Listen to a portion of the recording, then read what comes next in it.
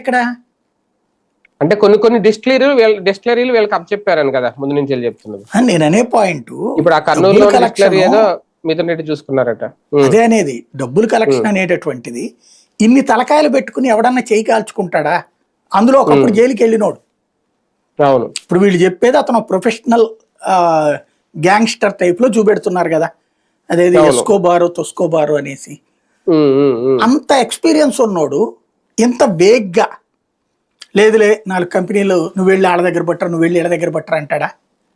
ఇంకొకటి, అలా పట్టుకొచ్చేటటువంటి వాళ్ళు వాళ్ళ దగ్గర నుంచి డబ్బులు పట్టుకుని ఉండాలి కదా వీళ్ళు. వాళ్ళు ఏమన్నా పోనీ ఆ డబ్బులు తీసుకొచ్చి ఏమన్నా ఈయనకి ఇచ్చామని చెప్పారా జగన్మోహన్ రెడ్డికి? లేదు కదా. కేసు నిలవదు, సాగతీయడానికి కొన్ని సంవత్సరాలు పడుతుంది.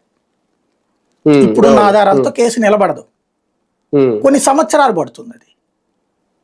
కాబట్టి మన దేశంలో ఉన్న పద్ధతి ఏంటంటే కేసు కొట్టేశాక ఆ తప్పుడు కేసు పెట్టినటువంటి వాళ్ళ మీద ఇంతవరకు రివర్స్ లో లేదు.